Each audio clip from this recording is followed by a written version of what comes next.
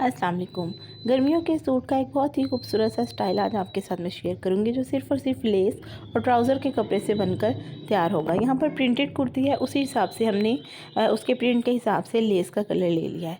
तो यहाँ पर जो ट्राउज़र का कपड़ा है वो सिंपल है, प्लेन है और साथ ये ब्लू कलर की लेस इस्तेमाल होगी। बनाने के लिए सबसे पहले आप बुकरम ले लीजिए। बुकरम को इस तरह से मैंने डबल फोल्ड कर लिया है। अब यहाँ से हमने उसके ऊपर वाली साइड से, जहाँ से हमने इसे फोल्ड किया है ना, वहाँ से इसकी आपने 3.5 इंच पर एक मार्क लगा लेना है।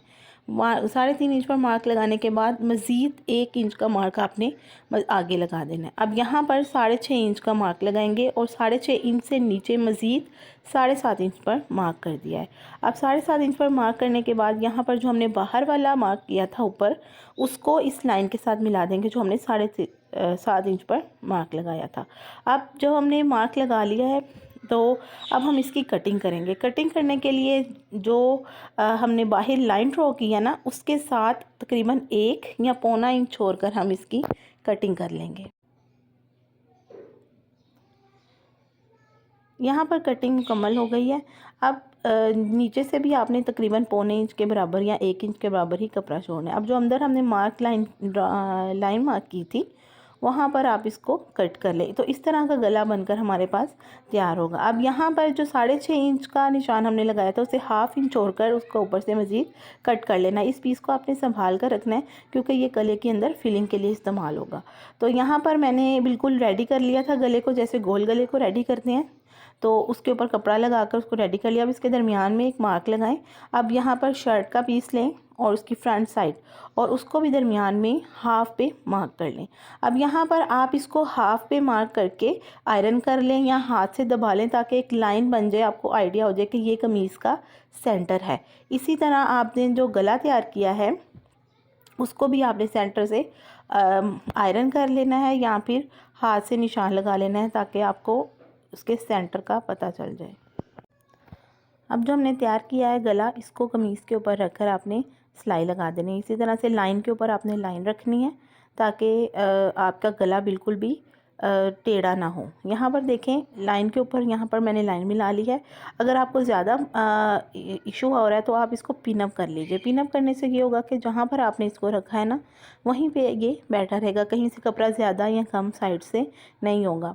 तो यहाँ पर मैंने जब इसको पिन अप अच्छी तरह से कर लिया था और सेंटर के साथ सेंटर को मिला लिया था, तो अब यहाँ पर इसको हम सिलाई लगा देंगे। इस तरह से कोनों पे आकर, कोनों पे ज़रा आपने एहतियात से सिलाई लगानी है कि यहाँ पर इसके कोने बने, यहाँ से ये गोलाई में ना आए।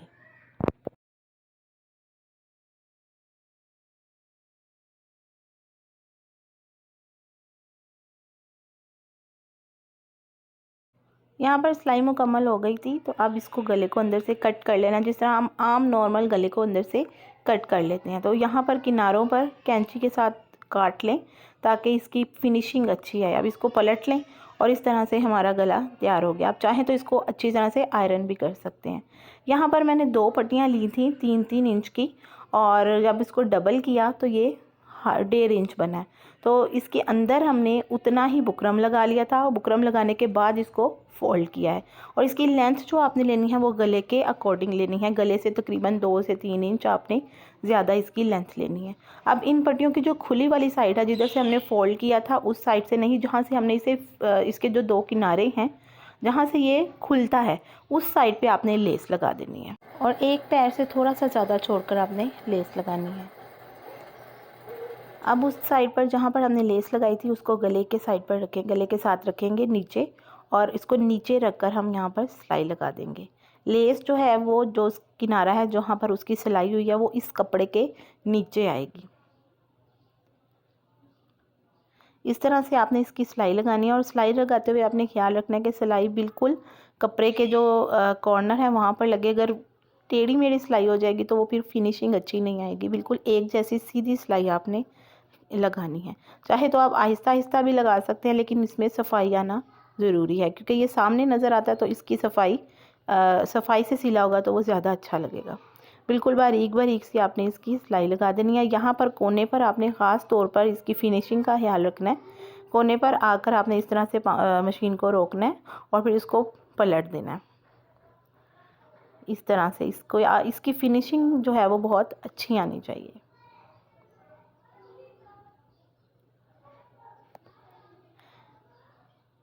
इसी तरह से अब हम दूसरी पट्टी भी रखेंगे और उसको भी इसके साथ अटैच करके सिलाई लगा देंगे।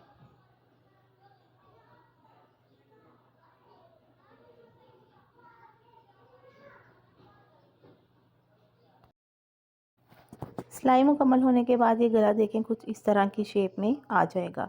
अब हमने इसके जो नीचे एक्स्ट्रा पट्टियाँ हैं उनको काट देना है।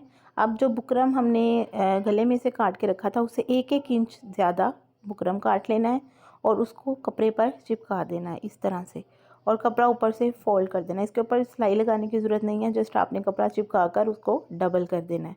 अब यहाँ पर हमने गले की जो लंबाई है वो 6 इंच रखनी है। अगर तो आप कम रखना चाहते हैं तो आप कम भी रख सकते हैं, ज़्यादा रखना चाहते हैं तो वो आप ज़्यादा भी रख सकते हैं। यहाँ पर मैं 6 इंच रख रही हूँ। 6 इंच पर रख कर मैंने यहाँ पर उस कपड़े के साथ, ये देखिए यहाँ पर 6 इंच है और इसको यहाँ पर इस तरीके से अटैच कर देना जो हमने अंदर की फिलिंग तैयार की है। डबल सिलाई देंगे ताकि यहाँ से ये खुले ना।